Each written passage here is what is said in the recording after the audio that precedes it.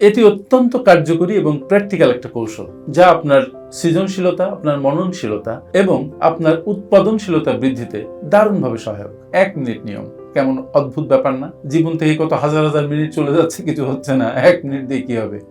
এই প্রশ্ন আসতেই পারে। কিন্তু আপনি ভাবুন তো যে আমরা কত কাজ একটু পরে করব বলে দূরে ঠেলে রাখছি। এরকম অসংখ্য ছোট ছোট কাজ দূরে ঠেলতে ঠেলতে কাজের পাহাড় জমে যাচ্ছে, কিন্তু কাজের মধ্যে আমাদের ঢোকা হচ্ছে না। আমরা দূরে বসে বসে অলসভাবে সময় কাটাচ্ছি, অপচয় করছি। এই যে প্রত্যেকটা কাজ না করে ধরে রাখছি, নিজে বসে থাকছি অলসভাবে, এটা আমাদের মস্তিষ্কে এক ধরনের চাপ সৃষ্টি করছে এবং আলটিমেটলি আমরা কিছুই করতে পারছি না।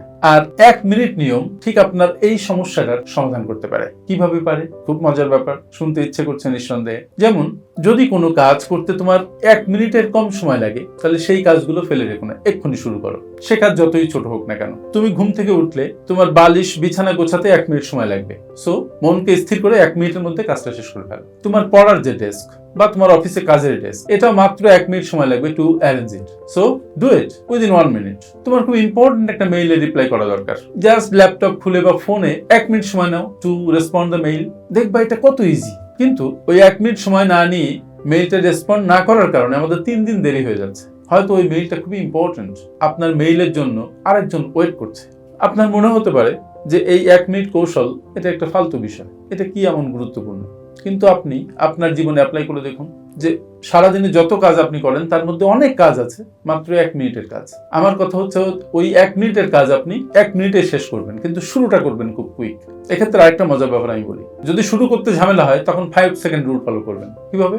5 4 3 2 1 স্টার্ট। আপনার শরীর নড়ে চলে বসবে, আপনার মধ্যে সমস্ত অলসতা ঝাঁ করে চলে যাবে। সো 1 মিনিট নিয়ম ফলো করুন, নিজের মনকে সক্রিয় করুন, নিজের শরীরকে সক্রিয় করুন, পাশাপাশি নিজের উৎপাদনশীলতা, মননশীলতাকে বৃদ্ধি করুন। থ্যাংক ইউ ভেরি মাচ আমার সাথে থাকার জন্য। আর হ্যাঁ, আমার কথাগুলো ভালো লাগলে আবল তাবল ব্লগটাকে সাবস্ক্রাইব করুন, ফলো করুন। Thank you.